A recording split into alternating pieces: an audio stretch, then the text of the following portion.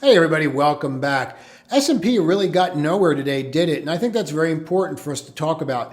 Are we getting to a point of exhaustion, and how should you be trading right now? We're going to focus a lot tonight on trade management, specifically how people should have played the NVDA trade or how we played the NVDA trade. There's a lot of action going on there. And what I'm seeing some really common, simple mistakes that I can correct for you in about 2 minutes. So you're going to want to watch this one a couple times, I think. I just saw it and I want to fix it. I think I can help here. So if we just watch, you have that doji sitting right in there, and there's your 12. I use a 12, a 22, and a 55. You should use what you're comfortable with. You'll note that I may use these on different time frames as well. But you have a doji. Now, what is a doji? A doji is a sign of uncertainty because wicks are price rejection. So if we're rejecting like that on those wicks, that's something to pay attention to. What could we note here? If we want to find something positive, like your mom always says, find something positive. Okay, well, we didn't close below this bar. Okay, we didn't close below that bar. So we could say that we made a third 3-day higher close. All right, but we didn't close above any of this, right? But again, we're looking for something positive. Now, I don't really view this as the be-all, end-all. And Japan had some news which kind of shook the market, and people are, very concerned about Japan, and now they're concerned about China again. And I'm not going down that rabbit hole tonight. Right, we're going to focus on trading and how you can do better trading. That's going to be a lot of this. There's going to be a lot of lessons in here. And the reason for it is because of what I'm seeing not only in our own community, but what I'm seeing from some of the emails where people are saying that they don't know how to stay in some of these things. So I'm going to explain how to stay in them, how to enter some of these things. And then I think it'll benefit everybody. Does anybody note the difference that we went over on Saturday and how it equated to Monday? If you're new, you'll note that all these videos are linked together. Saturday is linked to, well, in this case, Tuesday, because we missed Monday. And what you're seeing here is, look how we made an all-time high. And then, of course, if you go to ES, you guys already know this, but you can see how we didn't make an all-time high. And I think that's a very important distinction, and I don't think it should be lost on you. I think that is a very important distinction that you should be paying attention to, because if you're long, then you should understand where to be long and strong. It's intact. Now, how long does this last? I'm glad you asked, because the one thing that we should be looking at, in my opinion, is volume. Now, we can make excuses for volume all we want, can't we? But when we start to see the volume getting stronger, do we need to make excuses for it? Probably not. Now, let's go here and take a look at the Qs. Now, from a Q perspective, I'm going to leave all these in for a moment. You really didn't have the volume here, did you? Matter of fact, you had very light volume, nothing above average. So should that be a concern? I'll tell you where it becomes a concern for me. If I looked at something like NVIDIA and I didn't have huge volume today, this would be more of a concern for me. If I had under volume, that would be a concern for me. But NVIDIA played out pretty much how we talked about it on Saturday and what we did in the room as well, which I'm going to walk you through in a moment here so that you can replicate it yourself. We talked about this pattern on Saturday's video, and then here's the follow-up to what happened to it. And the reason that you want to watch this is you need to pay attention to where the volume's going. That's all important. So then we go and take a look here. Did we have that in the stocks? No. Did we get an all-time high close? Yes. Okay, so now we have to start asking ourselves some questions. Do we have to start looking at certain names? I think we do. I think you have to start looking at certain names. For example, we have ASML that's back over the 55, and you have above average volume. So we have to start going through the names and finding that above average volume. And if they don't have above average volume, is that something that we want to be involved with? And I would say no. Now, for those that like AMD, this is your chance to shine, right? So I'm laughing because people know that I'm not a fan of it, but that doesn't get any clearer for you guys that love this name. And we're going to talk about names. We're going to talk real specific because you're going to be trading a lot this week, aren't you? You have GDP, you have the Kava earnings that are out. You have a lot of data, PCEs this week. So it's basically a run and gun week. And you already know you're in a fast market. I'm going to show you another way that you can determine whether or not you're in a fast or slow market. So there's a lot in this video and you're going to want to pay attention. There's parts you're going to want to watch a couple times. So you see right here and how you're flipping? Look at that volume on AMD. Now I could say anything I want. And I said this on Friday. It's this, it's that, it's going to zero. Whatever, man. It's over the 55. It's a doji. Your life doesn't get any easier as a trader than watching that. It truly does not get any easier than watching that trade. So this is certainly something that should be on your radar tomorrow, right? That's how I would view this. This would certainly be on my radar tomorrow. What we need to be aware of and what would concern me is, are we seeing exhaustion? Now, if we go here and look, just at the end of the day, what do you see on the Qs? Now, obviously, it's a rhetorical question, but what do you say? We see a level here that we had marked off earlier when we did the public pre-market, and we marked off these levels for everybody and said, hey, you're going to want to watch these levels today. Resistance becomes what? Support. Okay, So the NASDAQ has found support right here at that 456 level, right? Okay, 456, what is that, 60? All right. So now what is that telling us? Well, if we drill into this, what happened at the end of the day? That sure looks like massive buying to me and a bunch of people that had to get in for one reason or another, doesn't it? Does that look like something that we should sleep on? No. What we need to be cognizant of, from my perspective, is the underpinnings of the market and going, are the underpinnings of the market strong? And I think that this is where you want to look at some of the things like a new high or a new low list and kind of get a sense of what's going on there. You might look at your McClellan oscillator and see what's going on here under the hood. You might look at the histogram today and see what's going on under the hood. Well, for starters, let's just start simple. This is an advanced decline line, and really what it's showing us is on the NASDAQ, and that's where we're going to focus. And so we have made that higher high, so the advancing and declining, no matter what people think that it's one name or two names, it most certainly isn't. And we're going to talk about one sector that's just ripping people's faces off, that people really are not paying attention to. But look at this right here. So you're making the higher high. So your advanced decline looks okay. Okay, how about the McClellan, or how about new highs, new lows? Now here's new highs and new lows, and we can see that right in here. Is that great? Again, we're just focused. This is all NASDAQ data. Is that great? Is that something we should be doing cartwheels over? No, but it's not negative. But it's certainly not where it was before. So if we clean all this off and we'll remember where all these levels were, should we need to go back to them. But let's just talk about what's happening here. And I think that this is something that we might want to pay attention to. This is an area of contention, where if we take a look right here, you'll note, what are we doing? See, I'm not here to tell you what's going to happen. The whole purpose of doing this is to get you to think critically so you can make better decisions. So if I have a new high, new low list like that, even though the advancing decline line, right, is showing advances versus declining, what is that telling you? Well, you might have advances versus declines that are working, right? Okay, but that doesn't mean that stocks are actually all of them are making new highs. It just might mean they're broadening out. And that might mean you want to start looking into other indicators, right? So like, for example, if I'm looking at that, I might go NDTH, which I think is in here. And this is stocks on the NASDAQ 100 that are above the 200-day moving average. Now, if I look at this and I want to see what's going on here and go, oh, okay, well, let's clean this off now. And I might drill into this and then go, okay, well, we did have the new highs, new lows come down, but stocks above the 200-day moving average actually dropped today from 70 to 65. Now, it's NASDAQ 100, so it's 5 names. But that means 5, but if you think about that for a second, that means that how many names dropped? So if you're here and you drop that percentage, right, and that's a 7% drop, and there's 100 names in there, how many names actually dropped? Well, that would mean 7 names out of 100, right? There's a percentage to it, so you get it. But it's 7 names out of 100 broke the 200-day moving average today. Well, that should make you feel warm and fuzzy if you're thinking about the NDX hitting highs. So let me get this straight. We're going higher, but more names broke the 200 today. So then maybe you'd want to go and then dial into what those names are that broke below the 200, right? Like that might be something to do if you're on the other side of this and looking to short. I'm not telling you to short. What I'm telling you is to understand what the data is telling you so that you can go make more informed decisions. So by looking at that new high, new lows, I don't even need to go to the oscillator. I still can. But by looking at that, I'm going, well, the new high, all right, so advanced declining. So we're going up on the advances versus declining, but we're not hitting new highs and more stocks are cutting below the 200-day moving average. All right, well, that isn't great. It just, call it what it is. It's just not good. So does that mean we have a problem? I don't know yet. But when I start to see this, and this is what I was paying attention to today, it's very difficult for me to not get giddy about a dragonfly pattern at the top of a chart.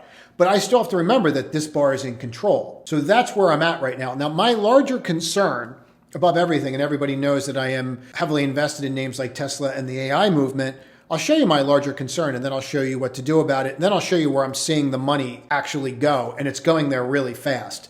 And it's not where you think. It's crazy where the money's going. But if we look at this right here, right, it's hard not to get excited about that. Here, look at this. But I have to look at the internals and what's going on there. Then if I go and look at NVDA, like only somebody is not going to be excited about their stock, that we were in. And we have one trade on that we did recently in April that we're in the 830s. We're up $300 on it. Like who's not going to be thrilled about it? But am I seeing exhaustion? Is this exhaustion buying? Is this, Bitcoin, May 2017, right? Everybody remember that when everyone went home for Christmas and got grandma in Bitcoin, right? Now they can't go to Christmas dinner anymore. Everybody remember that back here? Where was that? Oh, it was back here. But you remember back here? Okay. Everybody got grandma in.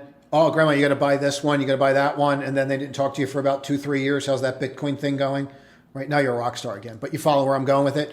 I'm wondering, are we having that moment where everybody was around the barbecue, high-fiving their bros on the video, and the people that weren't in were the people that just got in today? Remember, it goes insiders, institutions, retail. So is that what we're dealing with here? I don't know. That I don't know. I don't have an answer to that. The only thing that I can tell you about this, is that it does concern me when you jump like this and jump again. That is exhaustion. And that doesn't mean that I'm not going to hold it. And I do have the volume, but I have to be cognizant of what's going on. So I'll tell you how I'm going to look at this. But first, I want to walk you through how we traded it so that you can trade it similarly and watch this over and over again. And I really got to go over trade management and account management, because these are the two things that I'm constantly watching people getting wrong. And I really think I could add value here. Okay, let's walk through this NVDA trade. Before we do that, and before you understand the parts of it, and what was made from it, let's go through a couple things. This account is run extremely aggressively. This account started, I think, with a roughly $1.60, $1.70, something like that. This is where we're at year to date. It is run and gun. It is day trading. It is day trading very aggressively, right? It's taking positions that are significantly greater than the entire size of the account. Please understand that when you see this, right? I want you to understand that I'm running and gunning the account. What's happening with it? And this is one account that I run. I do not run my accounts this way, but I do for the purpose of this and the room and the community. So these are ideas that we do through the community. Just understand that. Long-term ideas that we do in there, they're not even in this account. So just understand that. Now, if you take a look at it, I want to walk through what you're looking at. So that's the profit. Trade expectancy.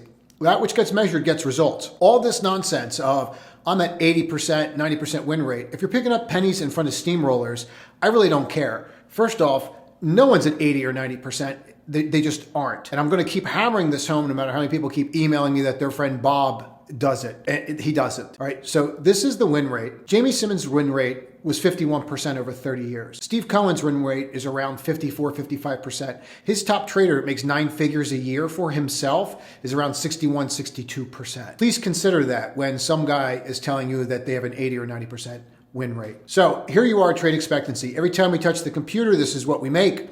This is the profit factor, right? You're trying for that 2 to 1, 3 to 1. And here, average win rate. This is where I'm at. Every time my average wins $1,000. And then it looks like I'm down to 662 right now. So that could be better. But again, I'm running and gunning. And then there is, of course, going to be a little more slippage the way that I'm doing this. So please understand that. Now, if we jump to here, and what we would do is just go right to May and go, okay, how's May going? And May had a couple hits that were really good. This is actually pretty excessive. It's not entirely accurate. I think it was over 2 days that actually happened. They were the AMC trades that we walked through. The most important thing for me is noting when things on this change. Now, I've commented on this before, but this is a really important concept, and you'll get it when you start journaling. I don't care if you use TradeZilla. I don't care which one of these you use. I use TradeZilla because I find it easy and it imports. Some people like it, some people don't. Just that which gets measured gets results. But I just want to point out a couple of things. Here we are, 56.65 in April. If we go to March, you'll note that we were at 48.5. And this was an outlier on something the way it got marked. But you were at 48.5, right? So I'm constantly looking at the win rate, not as much as I'm looking at the net P&L. That's great. That's fine. But I got to look at my win rate. I got to look at my trade expectancy. Now watch my trade expectancy and watch my win rate and watch what happens when I go to, okay, so you see how the win rate's up, but the trade expectancy dropped. So what happened here? Yes, I'm winning, but what am I winning? I'm hitting singles, right? April was tough, wasn't it? So I constantly want to look at that. If you're hitting singles and you're 1 for 1, it's a tough month. You're grinding out, and I ground out on April. This is really important for people to get, and I do want to get to this NVIDIA trade, but I look at this trade management and account management, and trade management is completely lost on people today. They're not getting it. We're going to spend more time on it. But account management, if you're not looking at this and understanding like there's ground and pound, right? There's just times where you're just, I don't know what sport you watch. I watch a lot of UFC, but you're just bunting to get on base for you guys that watch your baseball. You're just doing a run for 3 yards. You're just trying to make upward mobility, right? That's all you're doing. And then you can start seeing when things start opening up. Like you start getting into May and it's like, okay, 56.49, 178, 232, okay, 548. Okay, it's on. Now, as a trader, what's this tell you? Your market's getting faster, right? Things are picking up. You'll be able to pull more out. This would mean that your investment strategy or your trading strategy and your process might change a little bit, right? Instead of that ground and pound, right, and you're just grinding it out, you might go, you know what?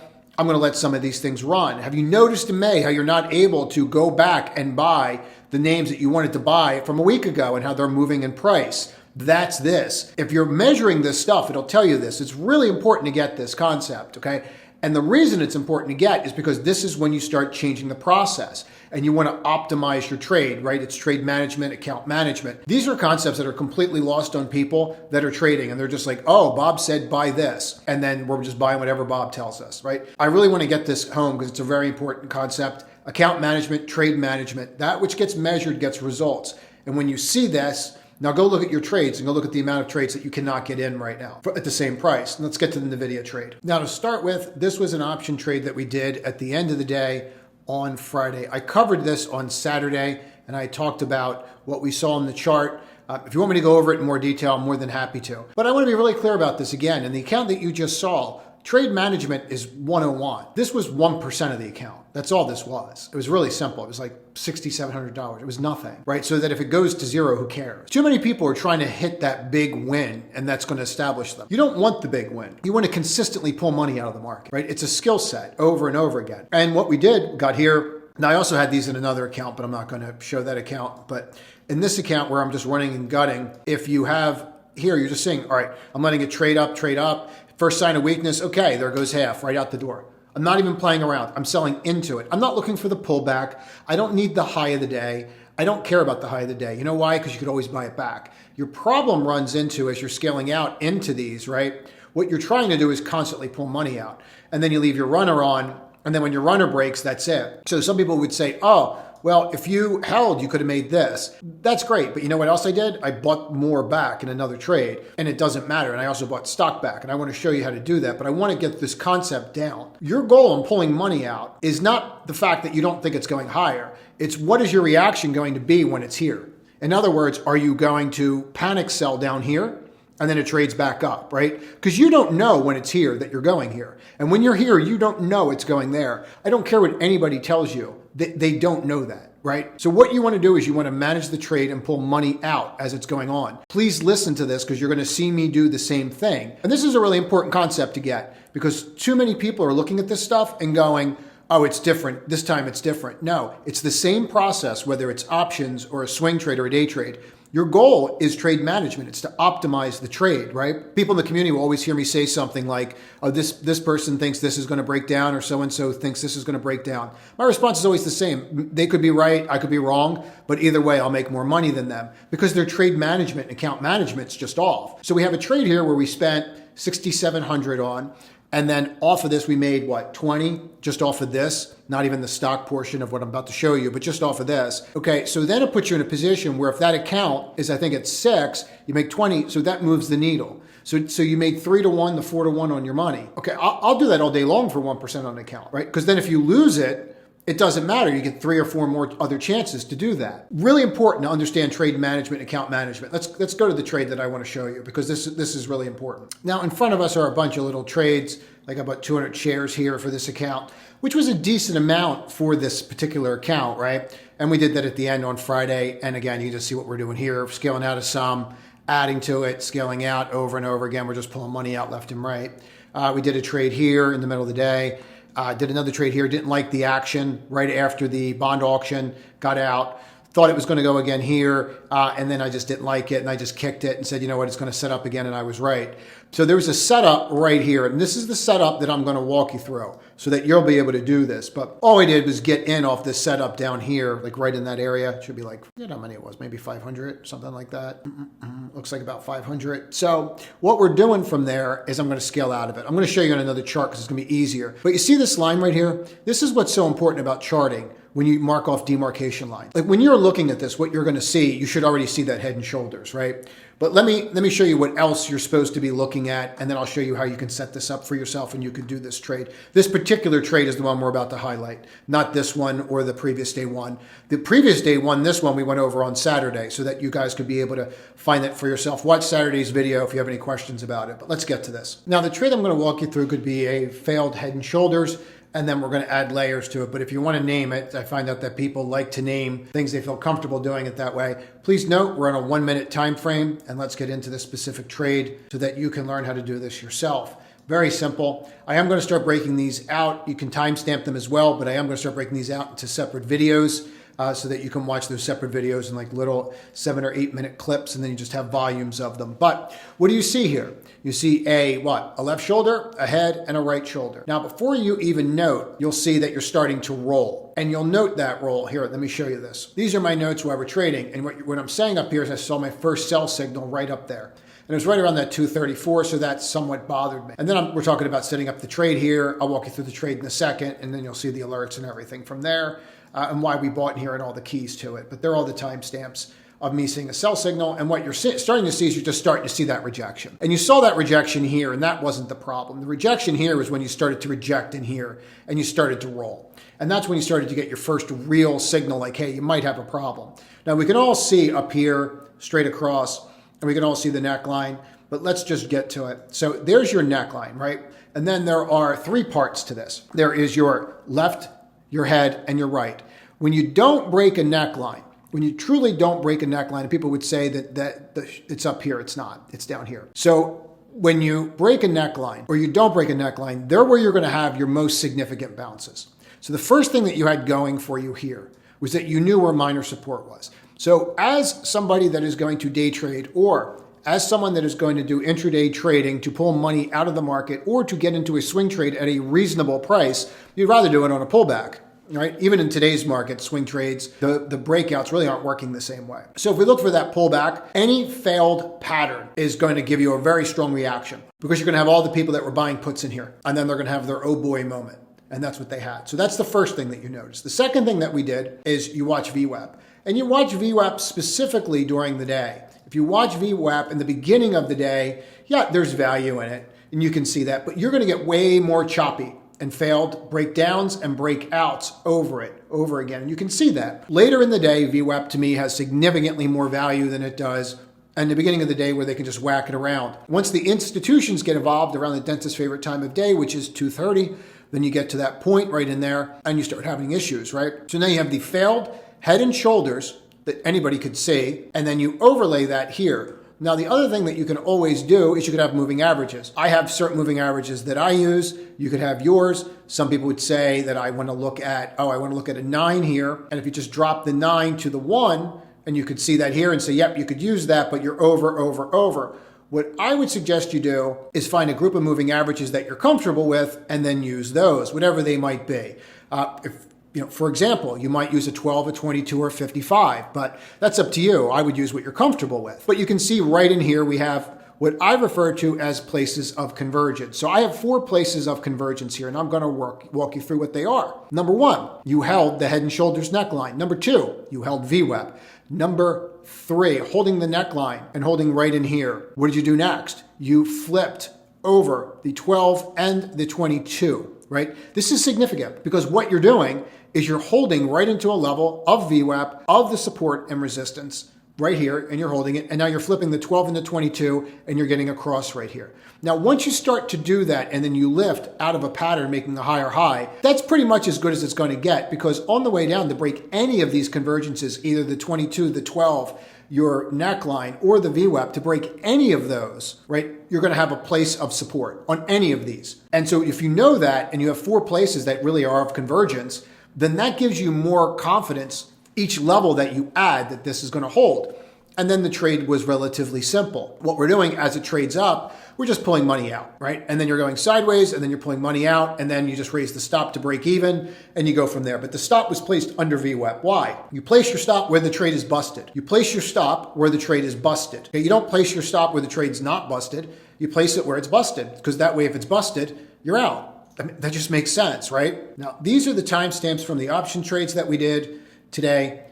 This is the day trade that we did. I didn't have time to edit it all out, but if you want to look at the timestamps from when we did that option trade in there, and I do think it helps that you can go and take a look at that and go from there. But we absolutely crushed it on those calls, and just a really great trade, and just very fortunate. But you never know how those are going. As long as you size correctly, you're good. But here, the VWAP, that was the whole trade. And as it trades up, you're pulling money out. And then you can decide, more conservative accounts can move stop to BE, break even. Trading up, right? And then you're going there, and then you're just constantly pulling money out over and over. And some people like doing the weeklies when I do these, the at the money weeklies instead of stock, which I get. But then the video the video calls hit 50. Isn't that crazy? And then you kind of go from there. But then when you're up $10, I just moved it to break even on the stock. So all you're doing on the way up is you're just going, you know what, I'm just going to leave it at break even. Now, that's up to somebody what they want to do. Do they want to pull it out? Do they want to take it over the weekend? That's up to you. But the thing is to give yourself options. And the way to give yourself options is trade management, okay? And sizing your positions correctly. Okay? It's account management and trade management. It's not just being in it and then saying, I'm just going to hold it and then panic selling here. It's staying in it and consistently taking money out of the market. I hope you found this helpful. This is a really important concept that I want people to get going forward. I'm getting asked a lot more about trade management, and this was a great example of just a couple trades that worked out exceptionally well for us, so I wanted to walk through them. Now, I hope you found that helpful, and I do want to spend some time going through a couple things before we call it a wrap here, and I really want to go through this one sector, but I want to just point out some things here that we as traders need to be aware of. Number one, if we start taking a look at the RSI, let me show you a different one. This one's a little bit better. If we start looking at the RSI, it's very hard for me to get overly giddy here with where the RSI is because you're at on 100, I'm at like an 85. And this usually, even here, we are hitting the higher high. But usually there is at least sideways action here at a minimum if I mark these off. So if I went from all of April to May. And that doesn't mean that it's got to happen, but it does mean that if we went back here and we'll mark from here over, I'll click on this little drawing mode because someone showed me that this works. But if I look at the RSI and I look at these particular spots of RSI where we're over 70 and we go back under, right? Or we're just over and we just look at those spots, they tend to mark at a minimum spots where you go sideways and then develop. And that doesn't mean that it has to happen, right? It doesn't. Because even on that Friday, I bought into this because I thought we'd get that momentum. But if you look at those levels, it does mean that you can go sideways for a while. And if you're okay with that, that's fine. But when you start watching those options get a little frothy, you just have to be very cognizant. Does that mean that I'm out of NVIDIA? God, no. But it just means that am I getting as aggressive as I was 5 days ago? Not even close, especially when I start seeing this kind of stuff. We can rip and we can keep pushing, but now it's a game of hot potato to me, right? I don't want to be in this and be dropping $20, $30. I want to be dropping $20, $30, $50, $100 and be able to buy, right? And then sell into the rips, okay? Please understand that concept. I want to get through this because this is really pertinent to me. I'm watching XLY and I'm watching it, how it's rolling over and how it looks god-awful. But you know what doesn't really look god-awful is all these specialty names. And I think we should talk about them. I think we should spend a couple minutes here because this is where the money's going. Now, I know the consumer is supposed to be having a really hard time, but someone should tell the consumer because all these names that I'm looking at, look, they're all getting above these levels. If I had to show you this, and I bought this at the end of the day because I always look, I'll give that lesson another time, but I always watch what institutions do, right? That's how I was trained and it just works for me. You should do what works for you. But I bought this, I made $10 in a couple minutes. I was laughing, like the amount of volume that's coming in these retail names is staggering. Ralph Lauren is a great example of this. So what do I think it is? I think it's the specialty retailers that got beaten down. Now, I don't know if it's after they come out with earnings or not, or if they're all going to move that way, or is it specificity to clothing, right? Because Ulta did not do or follow through. Look at Lulu. So is it just the lady stuff that's going to get hosed? I'm not sure. Because obviously, like Lulu, well, I guess dudes will wear Lulu. I'm not touching that. But you see where I'm going with it? But like, so then you go here and look at Elf, right? Well, that shrugged it off. So what is the difference? I mean, we could say, well, it's the difference between a corporation like an Ulta that has a box, versus like an Elf that probably doesn't have a huge box and a huge space, right? Like if you go to an Ulta store, they're 10,000, 20,000 square feet, right? I would imagine Elf is not the same way. Lulu stores are huge. So maybe it's the space, but that doesn't fit because of Ralph Lauren. So I'm trying to figure out what the connection is on why some of these are going the way that they are and why they're not. Is it just short covering? What is it? But you're seeing it. Now, DEC crushed. And I can say anything I want. I was too busy being giddy over NVIDIA to deal with this yesterday and too busy getting out of calls today to get in right away. And so I waited for the next setup. But 86% or 66% beat, like that absolutely crushed. it absolutely crushed. So for me, when I look at these names, it just makes me wonder. You look at Williams and Sonoma and it completely fell apart and couldn't bounce. But there are certain specialty names that are absolutely knocking the cover off the bar. And there are certain ones that are setting up. Like look at this ANF up here. It's absolutely ripping. AEO comes out. Look at Costco, right? This is another one that we're in. And I think we got another all-time high close today. Look at BJ's. So you are seeing pockets of strength. And I want to be real clear about this. It's not just strength. It's extreme strength. If you found value in tonight, please share this video. Please comment below. I try not to make these on the weekdays too long, but there was a lot of things that I saw today and I saw a lot of things that I could fix. So that's why I put the extra time into it. But your comments and sharing are greatly appreciated, considering that I don't run ads. And the fact that I don't run ads kind of keeps the algo away. So thank you very much. That's it.